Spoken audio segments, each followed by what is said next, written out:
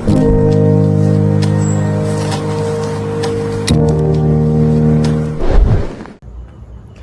semua, kami dari kelompok 1. Di kesempatan kali ini kami akan bahas tentang kerusakan lingkungan. Dan salah satu contoh nyata akan kami angkat adalah kasus lumpur lapindo. Sebelum itu, saya akan mulai menjelaskan apa pengertian dari kerusakan lingkungan. Lingkungan merupakan ruang bagi hidup kami. Namun, aktivitas manusia terus memberi tekanan, mulai dari pembuangan limbah, eksploitasi sumber daya, hingga rusaknya keseimbangan alam. Kerusakan lingkungan bukan lagi isu yang jauh. Ia terjadi di sekitar kita setiap harinya.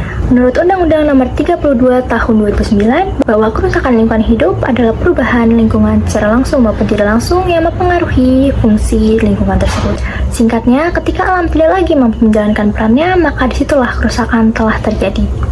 Lalu, apa penyebab dari kerusakan ini? Selanjutnya, mari kita simak penjelasan berikut ini. Kerusakan lingkungan terjadi karena dua faktor. Yang pertama, faktor alami, dan kedua, faktor manusia. Namun, faktor manusia memiliki dampak yang jauh lebih besar dalam kerusakan lingkungan.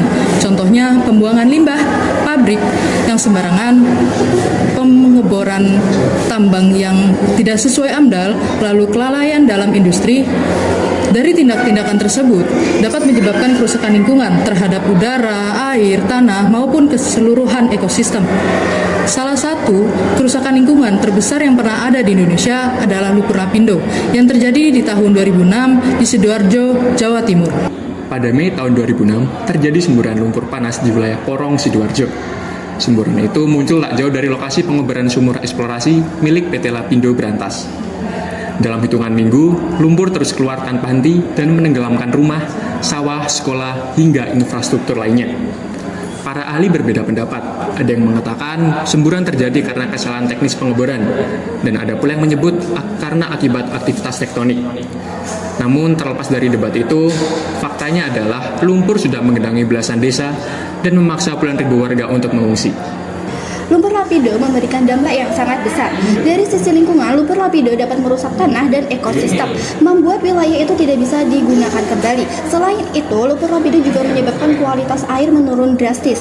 Lalu, dari sisi sosial, ribuan keluarga menjadi kehilangan rumah, tanah, pekerjaan, dan identitas kampung.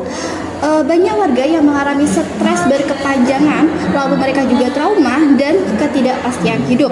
Lalu dari sisi ekonomi, kerugian mencapai triliunan rupiah.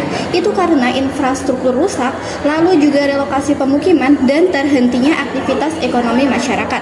Lumpur lapindo bukan sekedar bencana alam, tetapi tragedi lingkungan yang menelan masa depan. Kasus ini masih menjadi perdebatan panjang dalam ranah hukum lingkungan di Indonesia. Kasus ini mengungkapkan berbagai kelemahan dalam peta hukum perlindungan lingkungan di Indonesia. Beberapa poin yang perlu kita pahami antara lain, yang pertama, kewajiban perlindungan dan pengelolaan lingkungan hidup. Hal ini diatur dalam Undang-Undang Nomor 32 Tahun 2009 tentang perlindungan dan pengelolaan lingkungan hidup. Dalam hal ini, perusahaan Lapindo memiliki kewajiban untuk mencegah terjadinya dampak negatif pada lingkungan. Lalu yang kedua, ada AMDAL dan kelalaian teknis.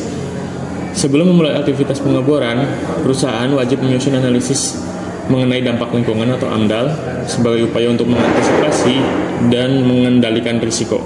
Lalu yang ketiga, ada tanggung jawab hukum.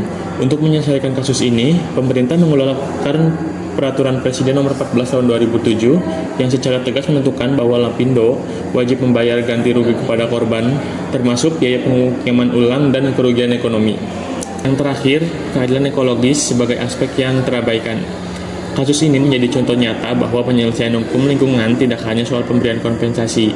Lebih jauh daripada itu, menekankan pentingnya keadilan ekologis yang meliputi pemulihan lingkungan yang sesungguhnya, transparansi dalam proses penyelesaian, dan akuntabilitas yang jelas dari semua pihak, termasuk perusahaan, pemerintah, dan lembaga pengawas. Kerusakan lingkungan bukan hanya angka dan data. Itu adalah cerita tentang kehilangan rumah, tanah, pekerjaan, bahkan masa depan. Kasus lumpur lapindo mengajarkan kita bahwa kelalaian sekecil apapun dapat mengubah nasib ribuan orang. Alam tidak bisa diperlakukan sebagai objek semata. Mari kita jadikan peristiwa ini sebagai pengingat bahwa pembangunan harus dilakukan dengan tanggung jawab, keadilan, dan juga kesadaran ekologis. Hukum lingkungan bukan sekedar aturan, namun pagar pelindung untuk masa depan bumi dan manusia. Terima kasih.